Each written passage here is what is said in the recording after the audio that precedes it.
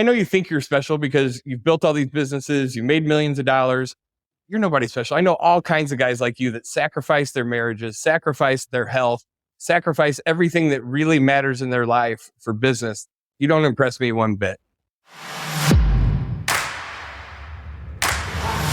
Welcome back, Millionaire University. It's me, Kirsten. I have another power-packed episode for you today. We are bringing on Jason Roberts. He is the owner of multiple multi-million-dollar businesses, and you're going to hear his story today and how he went through success, failure, success again, and some of those principles that we really do find essential to building something that is lasting and that can give you the ability to have a life and a business. This is such an important thing that people need to understand when they set goals and they want to become a millionaire, they want to make multiple millions of dollars in a business. There is a level of balance that is required for you to get to those levels of making that kind of money and still feel fulfilled, still feel successful. We talked a lot about identity, which neither one of us really anticipated going there, but we got some really, really powerful messages and thoughts that came out of that conversation. The thing I want to preface this episode with the very most is to be open-minded, to understand that there are so many lessons and mistakes that you don't have to make yourself, that you can learn from others, that you can listen to the conversation between Jason and I. You can skip ahead and have success a lot quicker. And we're going to talk about that on this episode, some of the things you can do to fast track your success, and it's probably not in the ways that you think. So without further ado, join me in welcoming Jason Roberts to the podcast. Hello and welcome to Millionaire University, Jason. So excited to have you and for you to share all of the amazing value bombs I know you're going to drop with our audience today.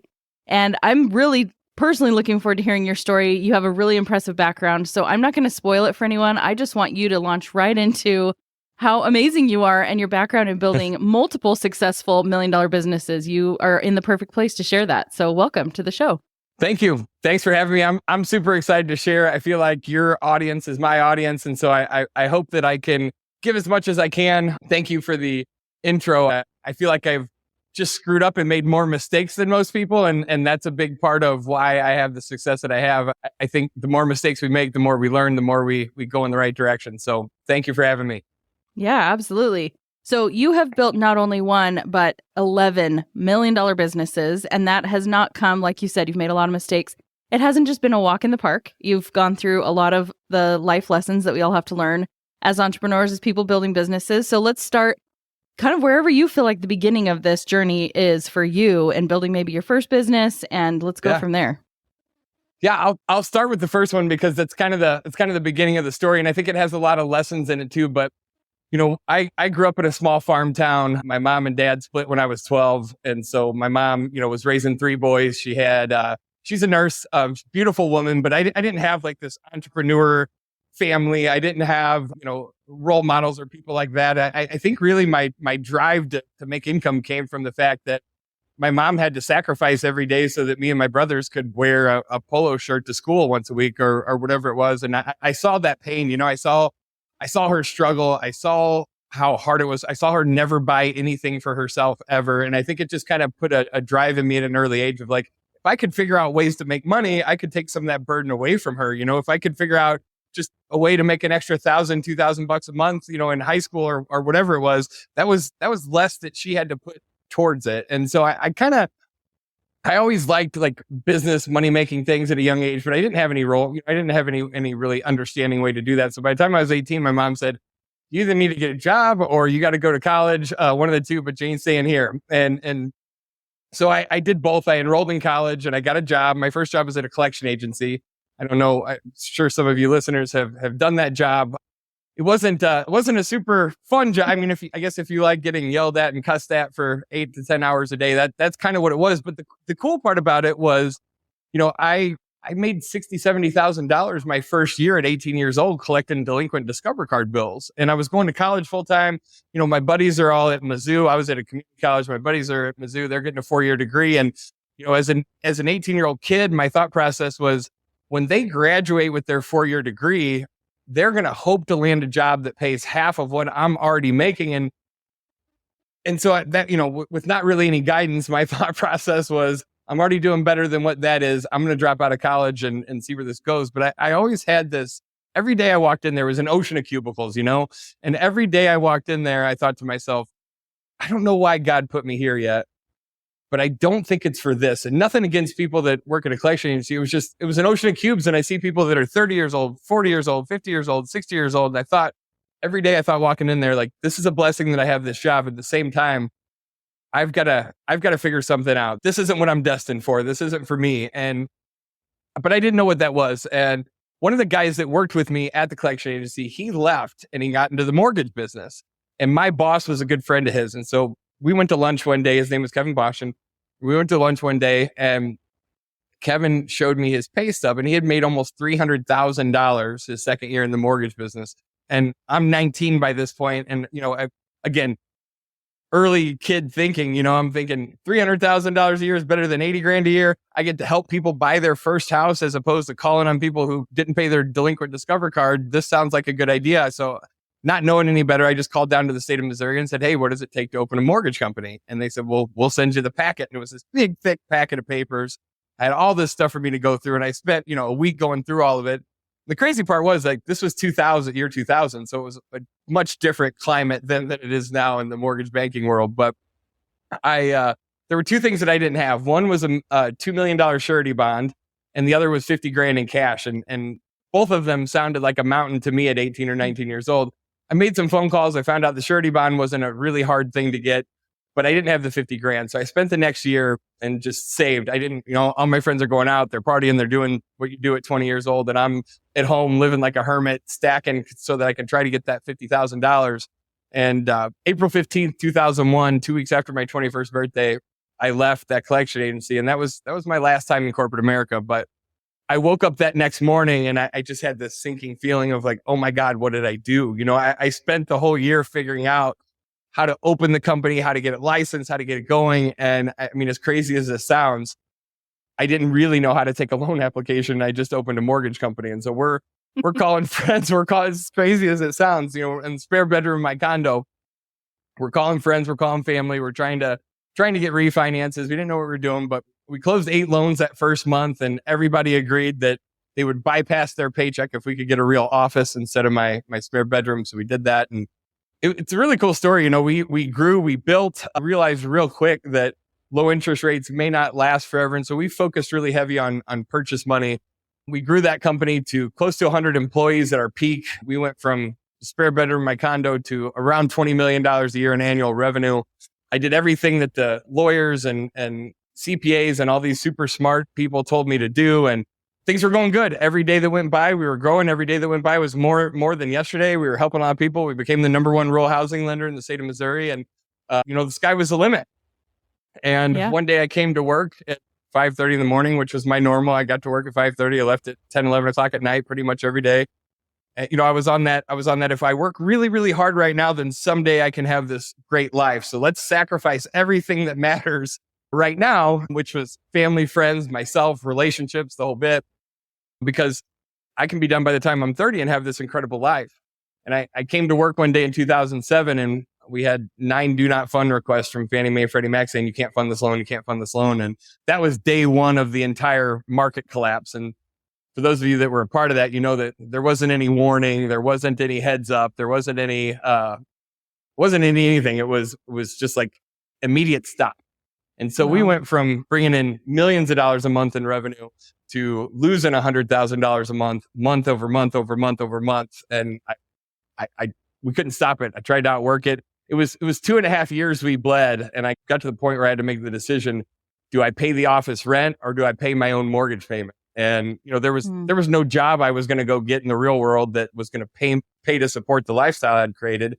So I said, let's pay the office rent. And I live in Missouri.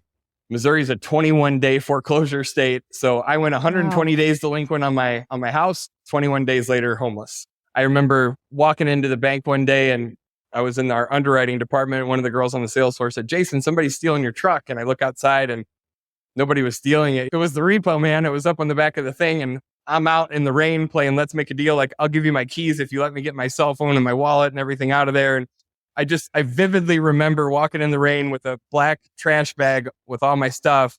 And we have the whole right wing of this big 3-story bank building. There's Webster University's on the 3rd floor. I'm walking in, I see all these people in the windows just watching this happen. And I can't even really put it into words. It was like what the hell happened? What did I do wrong? What lesson am I trying to learn from this? What good can I possibly pull out of this terrible situation? I went from being a multimillionaire to homeless in a 2.5-year period of time. And that was, yeah, I mean, it was not, I spent 2.5 years in a really dark place. I hate to even say the word depressed because I'm an optimistic guy, but I mean, every single day getting kicked in the head worse than the day before, watching everything that you had worked for get stripped away. I don't say that to mean doom and gloom. I say it just to kind of paint a picture of where I was at, and I woke up one morning and said, if it's going to be, it's up to me. If I want life to change, I got to change. I have to do something about this. And that was really kind of the start of, because I was really feeling like everything I had worked for had been taken away. Like I kept repeating this in my head, like I'm losing everything. And I woke up that morning and I thought, Jason, everything has been taken from you financially. Material things, financial things, those were all taken away. But what wasn't taken away is like your will. What wasn't taken away was everything that you learned for the last 10 years building this business, building this company. None of that is gone. Everything that you learned to be successful on accident should still apply. What are the core things that you did to make that business successful? You should be able to take that and apply it in any other area and get similar results.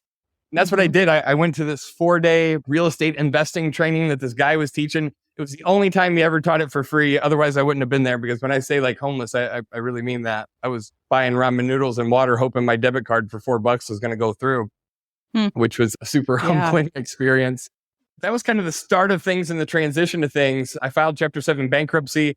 My house sold at foreclosure auction, and I had deficiencies. I mean, everything bad that you could possibly imagine, wrecked a marriage, everything bad that you could imagine bad. And then I woke up that day and said, we need a new map. We need a new blueprint. I think there's 3 things in business that you kind of need to be successful. 1 is a recipe or blueprint. 2 is take massive action.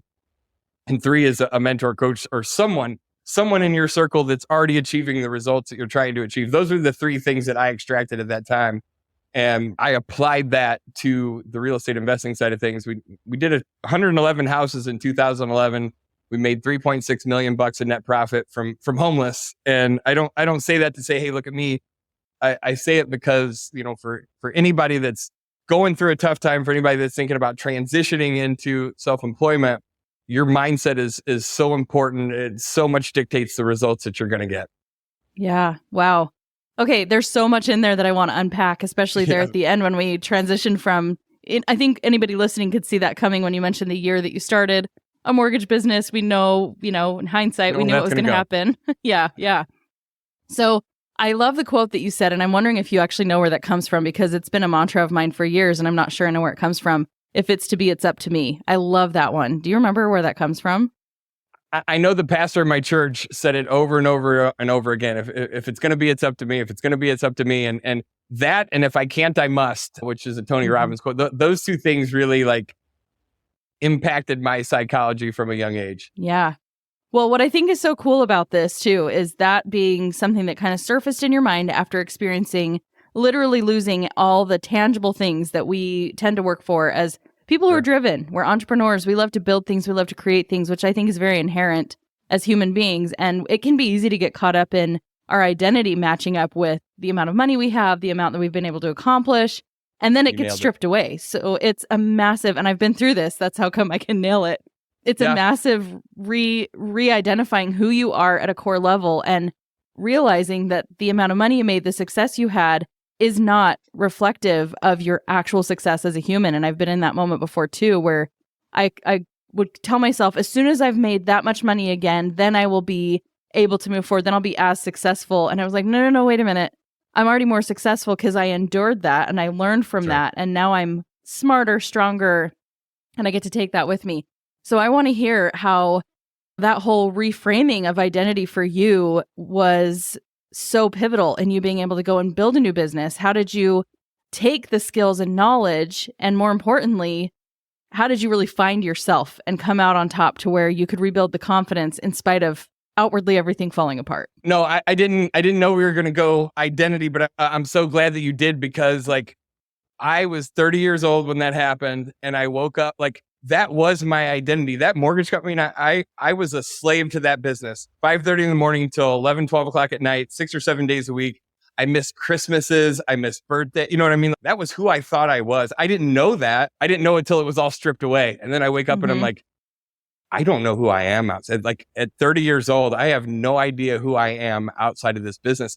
And it was sad. And I had a mentor that came to my office and he started asking me like life questions. He said, so what would you do? Like, let's just paint a picture. You don't have to work. You're financially independent. You don't need to worry about money ever again for the rest of your life. What would you do? And clear as day, I said, well, I'd start another business. And he's like, no. You don't have to start. You don't have to do anything. You don't have to worry about money. What would you do? And I said, well, I guess I'd help other people with their business. And he's like, no, man, what is wrong with you? He said, let me say this in a better way. What would you do for fun? And I was like, deer in headlights. And I consider myself like a really fun guy. I'm a goofball. I'm a prankster. Like I've got good friends, and I couldn't answer the question. And like, I could feel it. Like stick me in the chest of, oh my God, I'm 30 years old and I can't answer the question. What do I do for fun? And I think of myself as this fun person. And he said, don't you have a motorcycle? And I said, yeah. And he said, when's the last time you drove it? And I said, I guess 3 years ago, because the tags are 3 years expired. So that's probably the last time I drove it. And he's like, well, all right, well, how about you go ride your motorcycle on Tuesday and Thursday from 10 to noon? I'm like, my mind is not computing this, like those are work all day, every day is work hours. How on earth can I go? And then he said, what else would you like to do? I couldn't. And so he's extracting from me. And he said, didn't you tell me one time your dad was a pilot and you always wanted to learn how to fly? And I was like, yeah, but I want to learn how to fly a helicopter. And he's like, all right, well then how about on Wednesdays from 12 to 3, you take helicopter lessons? And he starts putting all this stuff, all this life stuff in, which you would think to a normal person would be like exciting, fun, whatever. And my anxiety level's going through the roof because I'm like, oh my God, how am I going to, my identity was so intertwined with work. And my dad, he beat that into me as a kid. Your job as a man is to work and provide. And I agree with that. Like, I don't disagree.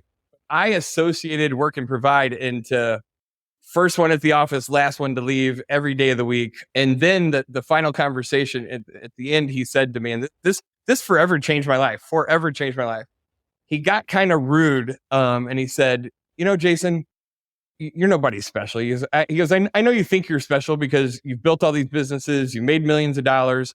He goes, you're nobody special. I know all kinds of guys like you that sacrifice their marriages, sacrifice their health, sacrifice everything that really matters in their life for business. You don't impress me one bit. He goes, you know what would be impressive? If you could grow your businesses, if you could change more lives, if you could help more people in 3 hours a day instead of 15. If you could do that, that would be impressive. And that was the first time ever in my life. I'm like, what do you even mean? What does that even mean? That doesn't compute. That's not real. Like that doesn't exist. And I went to this mastermind and I saw all these other business owners that were like living life on purpose, but still had extremely successful businesses. And it wasn't until I saw it with my own eyes that I was like, oh, wow, I thought I was something. I'm not. I've got a whole lot to learn, and it was such an eye-opening, forever life-changing experience for sure. Wow. Well, I think it's a rite of passage that if you're lucky enough, you go through. Honestly, I feel like if you make it to 70 years old and you haven't learned that lesson, there's a lot more room for regret than learning this at 30. 1,000%. I was about the same age when everything I thought I was building up that was so important crashed and burned. And everything from then on, it's been a totally different rebuilding, living on purpose and focusing on the things that really do matter. And the beautiful thing is you can still impact people and you can still build something amazing. It's just the intention behind it leads to greater rewards, at least in my experience. So absolutely. And now you can teach people how to build a business and have a life, which money is great, but I can introduce you to all kinds of millionaires and multimillionaires that are unfulfilled and miserable. And like I used to equate money to happiness. And I think money's a magnifying glass. Like it just magnifies the emotions that you're currently experiencing. And if you're unfulfilled and unhappy, all the money in the world doesn't change that. So what if there was a way to build a business and experience life at a level 10? That was my whole shift in paradigm. Yeah. So let's talk about that, because I know that's basically what you do now is really help and encourage people to create a life and to be able to have a successful multi-million-dollar business, probably whatever that goal is, and to be able to have the capacity to do more and have an actual life. So I know that before we talked, you mentioned that you have some pretty fundamental ways that you help people get out of their own way to be able to scale up businesses, kind of live the dream. So let's dive into that a little bit about, because now that we know you know where you're coming from, we know where you're coming from, and you definitely know what you're talking about. You've built it yourself. So yeah, let's help all the people listening to avoid our mistakes if possible. So when I kind of recreated this whole thing of like rules and boundaries around things, like, and again, I'm the guy that was an absolute slave to my business forever. And so this is, if I would have heard what I'm saying to everyone now, then I wouldn't have believed it. I would have discounted it. I just want to say, I get it. I'm you. I understand, but just hear me out. At a minimum, hear me out. So one of the things that I did was create boundaries around that. My new work schedule was Monday through Thursday, 10 to 2, which seems absolutely insane. But I had all these things that I had been telling myself that were important. Like I had said to myself every single day for 10 years straight, I want to go to the gym. I want to be more healthy. But I worked 80 hours a week. And so every day another loan app came up, another closing came up, something came in the way that I didn't go do that thing. And you start to beat yourself up. And over time, you have this whole issue with, I don't honor my commitments, even though I was working like crazy, but like I wasn't doing any of these things that I said I wanted to do. And so that 2:00 barrier was put into place so that I would go to the gym at 2 every day. And I started doing that. And then I started to see in real life, like when you have 15 hours a day to make business decisions, you take 15 hours a day to make business decisions. The other thing that you do is when you have 15 hours a day, you put yourself on the assembly line in all types of different areas that you absolutely should not be on. Like we all have our own unique genius zone. We all have the thing that like our inborn talent that God gave us that we're really, really good at. But our problem is like, how much time are you spending? Ask yourself that right now. And I coach multi-million-dollar business owners. And one of the first things I do when I bring them on is I say, how much time per week are you spending in your unique genius zone? And they always answer the question 80 to 90%. Every single person says that. And I say, okay, cool. What I want you to do, I have this stupid little work log, and all they have to do is write down the different things that they're doing throughout the day. Anytime they change a task, they document it. And I have them do it for a week, and then we get on another call. And every time, I've done this with hundreds of people, every time they get back on, they're like, oh my God, Jason, I'm probably 10% of the time. And where I'm really brilliant, 90% of my time I'm spent doing $10 an hour stuff that doesn't move the needle. And these are super successful people, you know what I mean, by all standards. And when I'm able to help them shift that, I can 5 times the business in a year. Like I'm able to take people from $1 million in revenue to $3 million in revenue in 12 months because like something that simple that we just don't grasp. So I just wanted to frame that first, but I have 4 pillars that I zero in on when I'm trying to take somebody from where they're at into where they're trying to go. Number 1 is metrics. Number 2 is model. Number 3 is mindset. Number 4 is mentor. I'll start with the metrics piece. And this was something that for the first probably 5, 6, 7, 8 years that I was in business, running my own multi-million-dollar business, this is crazy, but, and I'm sure a lot of listeners are in the same boat. I always just had the mindset of, as long as we're bringing in more than we're spending, we're in good shape. You know what I mean? As long as we're making more money than's going out. And when we got wrecked, we had 2.5 years worth of reserves. So I wasn't irresponsible. I mean, by most standards, I think 2.5 years of reserves is pretty good. But when you have more money coming out than's coming in, it doesn't matter how much money you have in reserves. Eventually, it's going to run out. Mm-hmm. So when I say metrics, 90% of new businesses fail within the first 5 years. And the reason why they fail, I think there's a recipe to success in business, and most people just don't know it. They're really, really good at something in corporate America, and they say, you know what, I'm an ace at this. I should open up my own business. The second they do that, they go from spending 100% of their time in the area that they're an ace, and now it's all spread out to all these different things. They're spinning all these plates. And so the first thing that I really have people zero in on is their metrics. If you're tracking the KPIs or the metrics inside your business, and you come to me and say, Jason, I'm struggling, or I can probably in 5 to 10 minutes figure out where the problem is. And what I mean by metrics is like, even at a base level, how much marketing is going out? Out of the marketing that's going out, how much inbound response is coming in? Out of the inbound responses coming in, how many meaningful conversations are we having? Out of the meaningful conversations that we have, how many offers for our product or service are we making? Out of the offers that we're making, how many get accepted? Out of the ones that get accepted, how many close?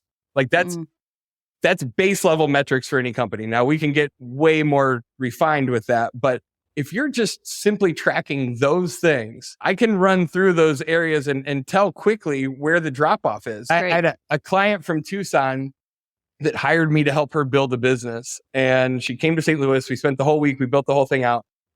She went back to Tucson. She implemented everything that we did. And she called me after the first week and she's like, Jason, this was the best money I ever spent. We got 76 calls from potential clients. Couldn't be happier. Thank you so much. And I'm like, sweet. I mean, that's, I couldn't ask for a better result. That's what I want to happen. She was so ecstatic. And then she calls me about a week after that and she's pissed. She's mad. She's upset. I took her money. She's so mad. And I'm like, wait a second. There's either a mental instability issue here or something's wrong. Like, why is she in a totally different place? So I asked her, I said, what happened? Kathy, you were in such a good place, but now you're not. She said, not a single one of those 76 people wanted to do business with me. And I instantly knew what the problem was. She used to own a big CPA firm. And in her CPA firm, she did books and bookkeeping, and nothing against CPAs, but like her last 20 years had been spent in a room by herself doing spreadsheets and numbers. And she didn't spend the last 20 years interacting with people on a daily basis, but yet she put herself on the assembly line in the sales position in what we had built. And so I instantly knew there's no chance in heck that 76 people responded to the marketing and not a single one of them wanted to do business. It was that she was in the wrong place within her company. And so by going through those metrics of how much marketing went out, what was the return out of the inbound response, meaningful conversations, offers made, it was 76 inbound response, 0 meaningful conversations. I automatically know if you've been in business long enough, you know what the problem is. There's a breakdown here. It's not that the business doesn't work. It's that area doesn't work. So we hired an acquisitions person. We got her out of the way and bang, it started rolling exactly how it should be. She was super back to happy, but metrics, super important. Dive into those things, start to understand it's not the business. It's almost never the business that's not working. It's some part of the assembly line broke down and we just need to fix it. So what do you recommend to people who might still be in the early stages where at the beginning you have to do a lot of these things on your own? Because I know sometimes people have some capital that they can play around with. They might be inclined to just go put some ad spend, put the money into ad spend. And I ask this even for myself personally, because I think I have a tendency to do that. And I'm extremely capable at multiple things. I'm one of those jack of all trades entrepreneurs, but I'm not dumb enough to think that I'm actually in the genius zone when I do all of those things. I know what my genius zone is, and I know I can do all the pieces, but what if you're in a position where you can't necessarily spend thousands of dollars to put people in those spots? How can you even set yourself up from the beginning to stay in your genius zone, or is that just impossible when you're beginning? No, I used to think it was impossible because I did the same thing that everybody else did. The first thing that I would say respectfully is stop lying to yourself. And what I mean by that is we are not good at everything, okay? I am the last person on earth that should be doing QuickBooks, period. Like I'm going to screw it up. I'm going to mess it up. I'm going to create a way bigger mess. We think we're saving money. We're not saving money. We're costing money. And so one of the things that I would say is first understand what you're good at and what you're not good at. One of the biggest mistakes I made in business early on is I spent so much time trying to get better at the things that I was an F or a D player at and move it up. I spent so much time. The real way successful entrepreneurs work is take the area that you're a B plus and turn it into an A and delegate out all those other things. So what I would say if you're starting with no money first is get really, really clear on what you're really good at. And then try to build, like when I help somebody build like an infrastructure of a company, a startup, I'm understanding what the entrepreneur is really, really good at. And then I'm trying to build around it. So for instance, I've got a construction company I'm working with in Texas, and the guy's brilliant and he does the most amazing work. You see the pictures, you wouldn't even believe that he didn't come out of a magazine. He's that good. But that's what he's good at. But he's a mess everywhere else. The first thing that we have to do, like if you were to drop me off in another state with zero money, zero anything, and say, start over, create a business from scratch, the first thing that I would do is find an assistant, find somebody, because I know what I'm good at, I know what I'm terrible at, and I would find somebody that could do that piece. And you say, okay, well, how are you going to do that with no money? This is the mistake that I think money motivated people, and we're entrepreneurs, we're all money motivated to some degree, right? Yeah. I think the mistake we make is that we think everyone is like us. Everyone is money motivated. One of the most brilliant people I ever hired in any business that I've ever had, she came in, her husband worked at corporate MasterCard. He made really, really good money. She did not have to work. Her kids finally got to the age where they were going to school a couple hours a day. And she just wanted human interaction. She just wanted to be around people. You know what I mean? She just wanted to have a couple hours a day. She looked me in the eye and she said, all I want to do is make a couple $100 a month to pay for my craft stuff that I like to do. And so we brought her in at $10 an hour to do marketing stuff. And then within a couple hours, I realized like this girl is genius level smart. Why on earth is she working here? Why is she working for $10? But she wasn't money motivated. She didn't care. And I help so many business owners. It doesn't cost thousands of dollars a month. Even if we can get somebody for $10 or $15 an hour for 5 or 10 hours a week. It doesn't have to cost a lot. We can offload a lot of this stuff we're, as entrepreneurs, we're always the bottleneck in our own organization. If we can take some of those things and get them delegated out, or even better yet, find somebody and make an offer to them and give them a percent, not a percent of the business, but a percent of the revenue that comes in once it comes in. So if you don't even have $100 a week to pay them when the job comes in, I can't tell you how many times I see people do that. And like, you think in your mind, who's ever going to do that? Again, there's all kinds of people that aren't working because they need the money. They want to be part of a team. They want human interaction. They want to be part of something that is good. That's where our belief systems, we have this whole belief of what people will do and won't do. I would just tell you, question that a little bit and think outside the box. Instead of framing things of what won't happen, start asking, how could I get this done in this situation? How could I find somebody to help me build this company without having to pay them until we start making money? We start asking better questions, we start getting better answers. I love that. Fantastic answer. And I had this aha moment in recent years where months and months had gone by where I'd had a lot of just lack of clarity around something that I wanted to do in my business. And then finally got to it and I realized I could have hired somebody and paid them, even if it was thousands of dollars, and they probably could have gotten me there in days, hours, if not less, instead of 6 months. And I thought, okay, I now get it. How much money have I lost over the last 6 months? Not selling something because I was trying to find the right thing to sell, and I could have gotten there so much faster. So it's one of those lessons in hard knocks that you don't have to learn the hard way. Hopefully if you're listening to this, you're listening to Jason and I both testify that there are worse things than spending some money to get where you want to be, because it will get you to not the finish line, but it'll get you to the return a lot quicker by not trying to do everything yourself. And I know that's one of the things you mentioned as your 3 things in the beginning is a mentor, somebody in your life that can get you out of your way faster. So I agree. Absolutely. I mentioned in the beginning, I also mentioned it as one of the 4 pillars that I teach around. Oh, yeah.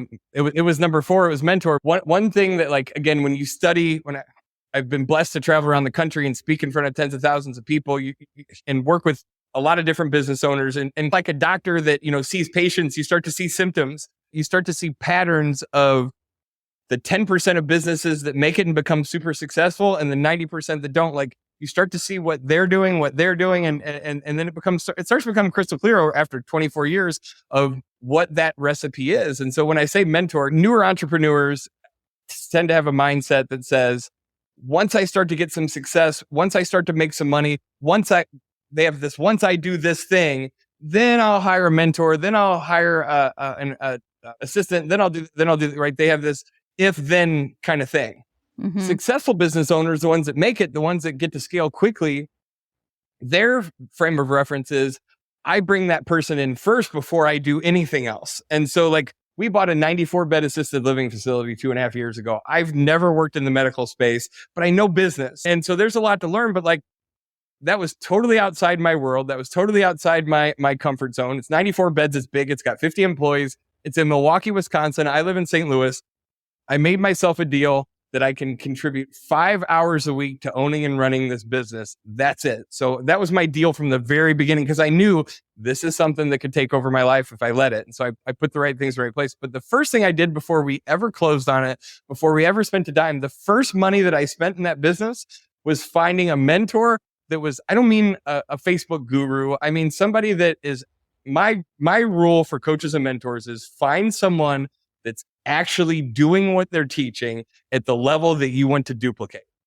And so I who do I know that knows somebody? And I asked around, and I found a guy that was the number 1 Medicare biller in the state of Missouri. He has 4,000 residents. And through a friend of a friend, I got an introduction, and I hired him for a couple hours to mentor me on give me everything you have.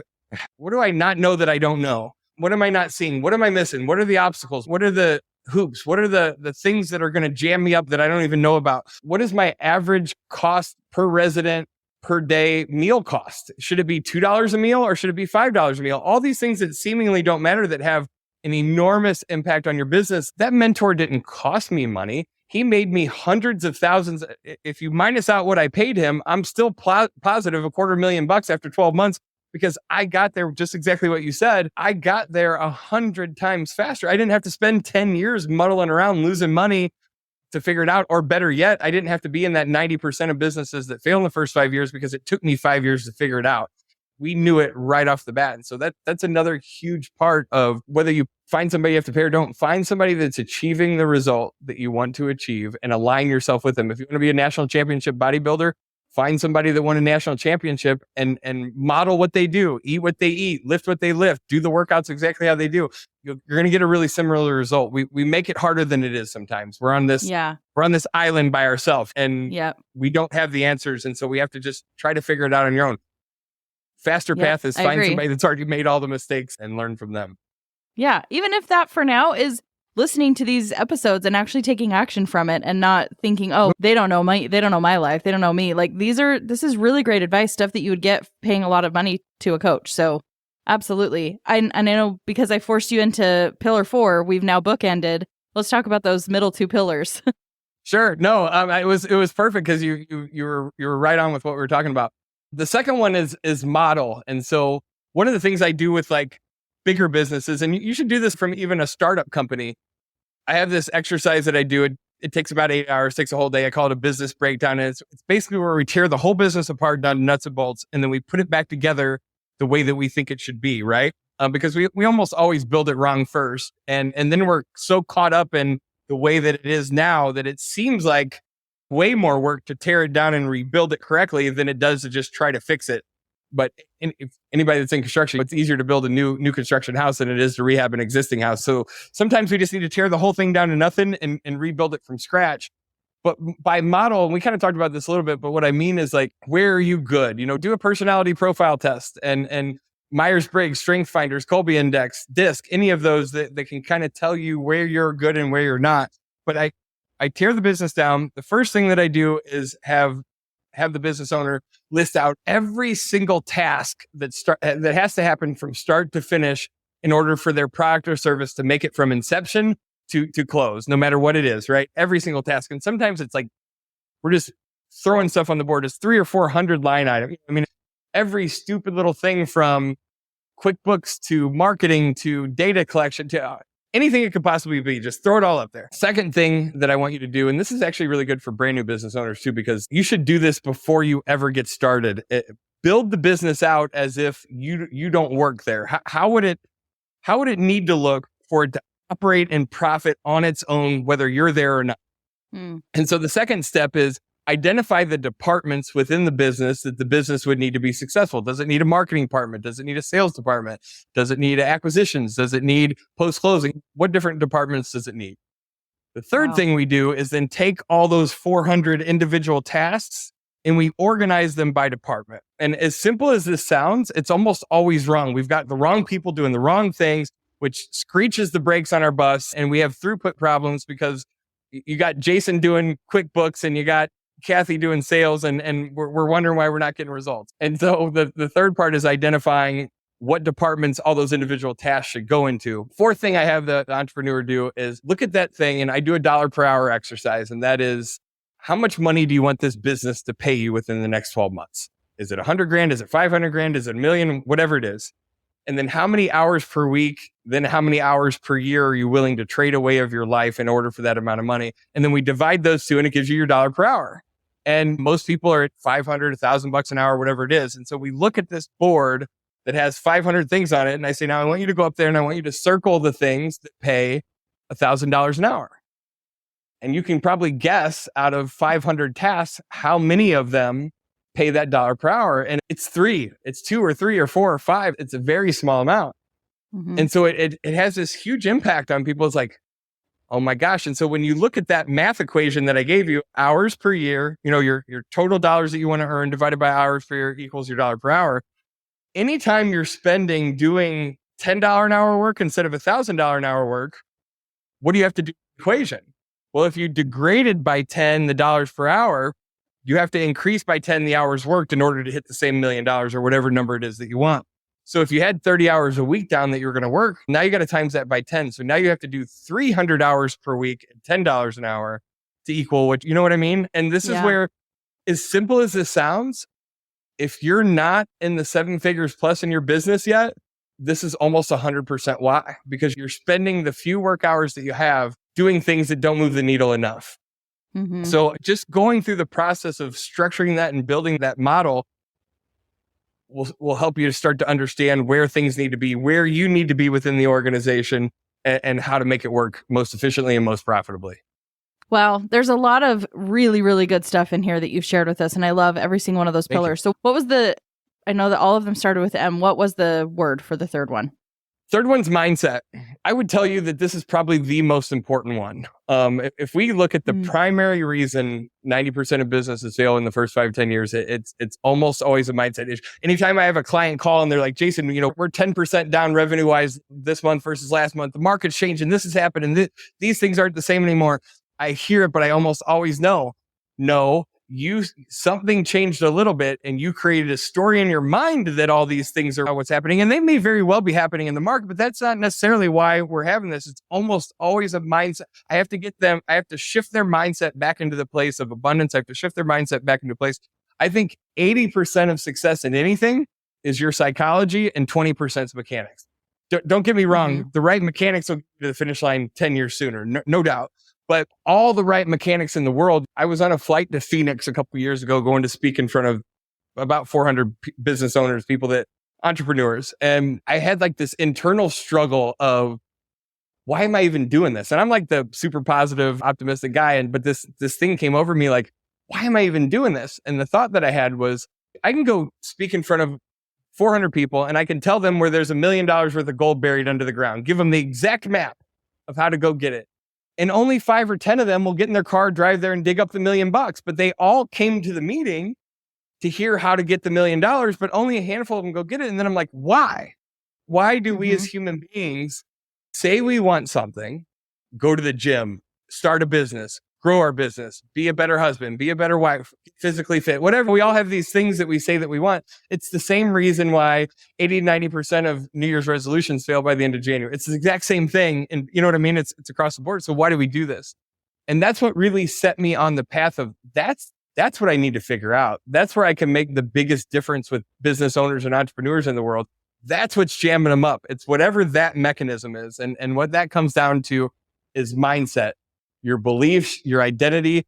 If you're trying to lose 20 pounds and you've been telling yourself for 3 years that you want to lose 20 pounds and you haven't, it's because there's some sort of internal conflict. And that internal conflict is that you identify with the person that you are right now. And you're never going to lose the 20 pounds no matter what diet and maintain it, no matter what diet you do, no matter what you eat, no matter how you work. If you don't shift your belief set to being the person that's 20 pounds skinnier, what does that person think? What does that person believe? What does that person eat? How does that person operate? If you don't start identifying with this person and you continue to identify with this person, you're always going to be this. If we want life to change, we got to change. And it's the same in business. If you want to have a multi-million-dollar company, but you identify your beliefs are wrapped around with who you are right now, and that is, I've never started a company before. I don't have money to pay people. I don't have the resource. If this is what you're telling yourself, and that is what your identity is aligned with, this isn't going to come and you're going to fail. We have to start thinking about, how does the person that we want to become think? What do they believe? How do they approach their decisions? How do they see the world? What's their map of the world? I don't think any of us experience reality as it actually is. I think we all experience it through the map that we've created over time since childhood. And all a belief is something that we've told ourselves over and over and over again until we believe it to be true. It doesn't mean that it is true. It just means that we've told ourselves it enough times that we believe it to be true. And that was a big shaker for me too. Like, oh, wait a second. I have this firm belief, like I'd argue it to the death that I believe this thing. And that thing could be totally wrong. I've just told myself it's real enough times. And so where is that showing up in our life? Where is it showing up in our business? Where is it showing up in our mindset? And if I can help, I have a 16-week training that I take people through to reshift their identity, reshift their mindset, reshift all of those things. And it's a process like anything else, but that's where our jam up is. That's the part we need to fix. Yeah. Oh, I couldn't agree with you more. This is absolutely what I coach people on as well. So I'm like, you're speaking my language. This is awesome. Exactly the root of everything. And I love it. It's so important. It's so critical. And I think we have a good variety on this podcast of getting into the technical, talking about strategies. And then I see this come up every single time, is how important mindset is. And I know that Justin and Tara would completely agree and echo that. It is critical. It's one of the most critical things. So I love the 4 pillars. I agree wholeheartedly as an entrepreneur, as somebody who has made the mistakes, done the right things. I definitely know that you have presented information that is absolutely true. It's not just a belief, it's absolute fact. So thanks for coming on and sharing that. Of course. You're awesome, Jason. So if people want to work with you, you mentioned you have a 16-week coaching program. I know you're out doing a lot of speaking. Where can they connect with you for more? So I put together, like I said several years ago, when I went through that, I put together a 16-week training because what I realized is I can help you with business. I can help you with strategy. I can help you with marketing. I can do all those things. Those are the mechanics. All that in the world isn't going to create a big enough change if we don't fix what's in between our ears. If we don't realign that, I'm coaching you on an uphill battle that we're just going to keep doing. I have to create that shift first to get to where we want to go. So I created a 16-week training. It's not super expensive, but it's expensive and not everybody can do it. And so I realized I need to kind of condense that. So for people that want something now that can create positive change now. And so we condense that into 7 different modules. It's about 3 hours long. It sells on my website for $1,000. I wanted to do something really cool and give it away to your entire, for completely free for anybody that wants to go grab it. Go to www.ultimatesuccessblueprint.com. You have to put in the coupon code millionaire. If you don't put that in, it's going to try to charge you the $997. It's going to try to charge you $1,000. You put that coupon code in, it's completely free. There's no strings attached. Nobody's calling to try to sell you anything after the fact. It's my gift to you. Absolutely life-changing. If there's something in your life that you want to take from where it is to this new place that you want to go, whether it's business, whether it's your marriage, whether it's whatever it is that you've been telling yourself that you want, do that. Start there. I promise you it will have an enormous difference. Awesome. You can find me on Facebook and Instagram, Coach Jason Roberts, on either one of those platforms. Happy to help or serve in any way that I can. Awesome. Thank you so much, Jason. It's been so great to talk thank you. to you. This is super fun. Yeah, absolutely. All right, guys, you know where to go. Thanks again, Jason. What did you think about that Millionaire University? I hope you enjoyed that conversation as much as I did. I always feel so lucky to be on the receiving end of these conversations with such brilliant minds who are out there making impact and building something so cool. But I really keep you in mind when I have these conversations. What would I want to know if I was at all these various stages of building, scaling a business? And so I hope that you learned a lot and that you feel a lot more prepared and empowered in your identity as a business owner, and that you won't wait and delay for everything to be perfect and lined up, and that you won't postpone your success by thinking that you have to achieve a certain thing before you're allowed to invest in your growth. I love that we talk a lot about removing yourself and getting into your genius zone and allowing yourself to exist there and not thinking you have to do all the things. Justin and Tara are excellent at this, and I know that this has been driven home multiple times on this podcast about how we don't have to do everything to be successful. We need to put the right people in the right places, and Jason's message and understanding of this perfectly aligns with what we're trying to achieve here at Millionaire University and trying to help you build something impactful, powerful, and successful. We would love to hear your thoughts and love to hear your favorite part of this conversation between Jason and I will see you guys on the next episode of Millionaire University. Have a great day.